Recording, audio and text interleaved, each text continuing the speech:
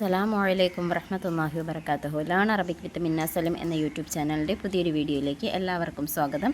നമ്മളിന്ന് പഠിക്കാൻ പോകുന്നത് 4ാം ക്ലാസ്സിൻ്റെ തജ്വീദ് 7ാമത്തെ പാഠഭാഗമാണ്. പാഠഭാഗത്തിലേക്ക് പോകുന്നതിന് മുമ്പായി ചാനൽ ഇതുവരെയും സബ്സ്ക്രൈബ് ചെയ്തിട്ടില്ലാത്തവർ എത്രയും പെട്ടെന്ന് തന്നെ സബ്സ്ക്രൈബ് ചെയ്യുക. അതുപോലെ തന്നെ വീഡിയോ ലൈക്ക് ചെയ്ത് വെക്കുക, കൂട്ടുകാർക്ക് കൂടി ഷെയർ ചെയ്ത് കൊടുക്കുക. പാഠത്തിലേക്ക് പോകാം. അദ്ദർസു സാബിഉ പാഠം 7 സിഫാത്തുൽ ഹുറൂഫ് അക്ഷരങ്ങളുടെ സിഫത്തുകൾ. അക്ഷരങ്ങൾക്ക് അവയുടെ മഖ്റജുകളിൽ നിന്ന് ഉച്ചരിക്കുമ്പോൾ ഉണ്ടാകുന്ന ശബ്ദവ്യത്യാസത്തിന് സിഫത്ത് എന്ന് പറയപ്പെടുന്നു. അക്ഷരങ്ങളുടെ സിഫത്തുകൾ 18 ആകുന്നു. ഒരക്ഷരത്തിന് ഒരേ അവസരത്തിൽ ചുരുങ്ങിയത് 5 കൂടിയാൽ 7 സിഫത്തുകൾ ഉണ്ടായിരിക്കും.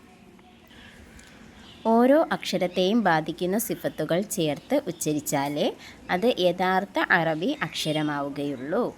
മനസ്സിലായോ? അക്ഷരങ്ങൾക്ക് അവയുടെ മഖ്റജുകളിൽ നിന്ന് ഉച്ചരിക്കുമ്പോൾ ഉണ്ടാകുന്ന ശബ്ദവ്യത്യാസത്തിനാണ് സിഫത്ത് എന്ന് പറയപ്പെടുന്നത്. ഓരോ അക്ഷരത്തിനും ചുരുങ്ങിയത് 5 സിഫത്തുകളോ അല്ലെങ്കിൽ 7 സിഫത്തുകളോ ഉണ്ടാകും. ഓരോ അക്ഷരത്തെയും ബാധിക്കുന്ന സിഫത്തുകൾ ചേർത്ത് ഉച്ചരിച്ചാൽ മാത്രമേ അത് യഥാർത്ഥ അറബി അക്ഷരമാവുകയുള്ളൂ. ഹുറൂഫുൽ ഖൽഖല. ഖൽഖലത്തിൻ്റെ ഹർഫുകൾ 5 ആകുന്നു. ഖാഫ്, ത്വാ, ബാ, ജീം, ദാൽ. ഇവയിൽ ബാ അല്ലാത്ത അക്ഷരങ്ങൾ ഉച്ചരിക്കുമ്പോൾ നാക്കും ബാ ഉച്ചരിക്കുമ്പോൾ ചുണ്ടും മഖ്റജുകളിൽ അമർത്തി ഉയർത്തുന്നതിനാൽ മുഴക്കമുള്ള ശബ്ദം ഉണ്ടാകുന്നു. ഇവകൾക്ക് സുക്കൂൻ ആയിരിക്കുമ്പോഴും ഇവകൾ വഖഫ് ചെയ്യുമ്പോഴും വ്യക്തമായ മുഴക്കത്തോടെ ഉച്ചരിക്കേണ്ടതാണ്. ഒന്നും കൂടി പറയാം. ഖൽഖലത്തിൻ്റെ ഹർഫുകൾ 5 എണ്ണമാണ്. ഏതൊക്കെയാണ്? ഖാഫ്, ത്വാ, ബാ, ജീം, ദാൽ. ഇവയിൽ ബാ അല്ലാത്ത അക്ഷരങ്ങൾ ഉച്ചരിക്കുമ്പോൾ നാക്കും ബാ ഉച്ചരിക്കുമ്പോൾ ചുണ്ടും മഖ്റജുകളിൽ അമർത്തി ഉയർത്തുന്നതിനാൽ മുഴക്കമുള്ള ശബ്ദം ഉണ്ടാകുന്നു. ഇവകൾ സുക്കൂനായിരിക്കുമ്പോഴും അതുപോലെ തന്നെ വഖഫ് ചെയ്യുമ്പോഴും വ്യക്തമായ മുഴക്കത്തോടുകൂടി ഉച്ചരിക്കണം. ഉദാഹരണം നോക്കി. ഹറക്കത്തുള്ളപ്പോഴാണ് ഈ അക്ഷരങ്ങൾ വരുന്നതെങ്കിൽ ഖാഫ് വരുമ്പം ഖാലല്ലാഹു. ഹറക്കത്തുള്ളപ്പോൾ എങ്ങനെ ഉച്ചരിക്കും? ഖാലല്ലാഹു.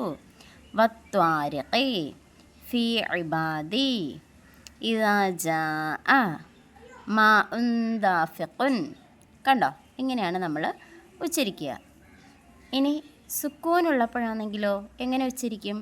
യഖറഊന, ഫിത്രത്തുൻ, അബ്ദുല്ല, യജ്അലൂന, ഖദ് അഫ്ലഹ. ഇങ്ങനെ ഉച്ചരിക്കും. ഇനി വഖഫ് ചെയ്യുമ്പോൾ, അതായത് ആയത്തിൻ്റെ അവസാനത്തിൽ കൊണ്ടുവന്ന് നിർത്തുമ്പോൾ എങ്ങനെയാണ്? മാ ഖലഖ്. ഖലഖ എന്നാണെങ്കിലും നമ്മൾ എങ്ങനെയാണ് ഉച്ചരിക്കുന്നത്? മാ ഖലഖ്. അടുത്ത ആയത്തിനോട് ചേർത്ത് ഓതുകയാണെങ്കിൽ മാത്രമേ ഖലഖ എന്ന് ഓതി പോകത്തുള്ളൂ.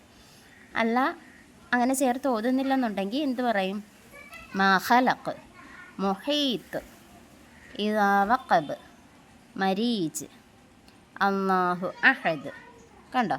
ഇങ്ങനെയാണ് നമ്മൾ വഖഫ് ചെയ്യുന്നത്. അടുത്ത നോക്കിയ ഹുറൂഫുൽ ഇസ്തിഅലാ.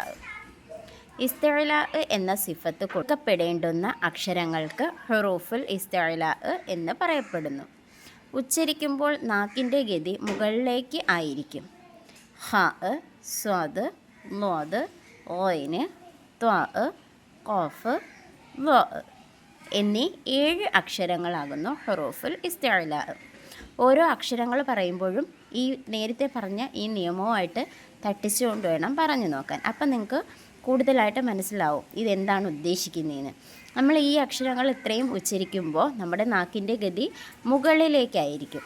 അതാണ് ഇവിടെ പറയുന്നത്. മനസ്സിലായോ? ഇനി ഉദാഹരണം നോക്കിയേ.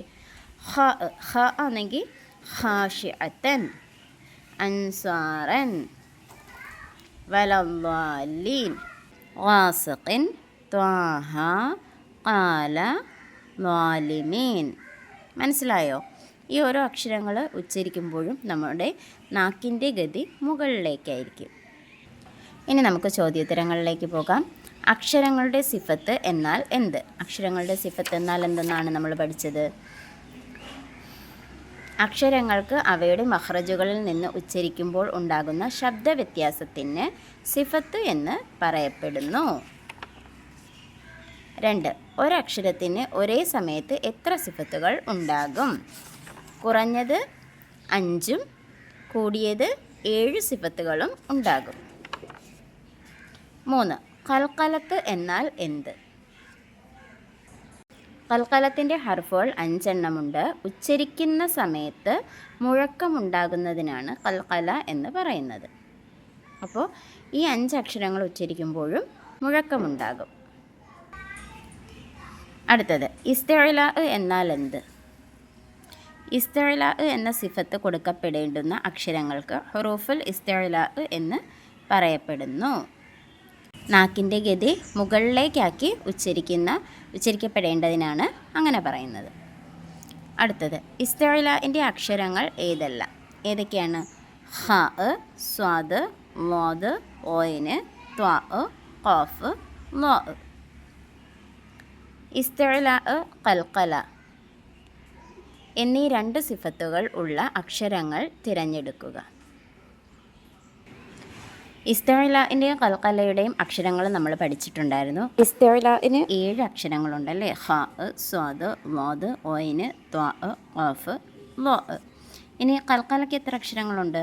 ഖൽഖലയ്ക്ക് 5 അക്ഷരങ്ങളുണ്ടല്ലേ? ഖാഫ്, ത്വാ, ബ, ജീം, ദാൽ. അപ്പോൾ ഇത് രണ്ടിലും പൊതുവായിട്ട് വരുന്ന അക്ഷരങ്ങൾ ഏതൊക്കെയാണ്?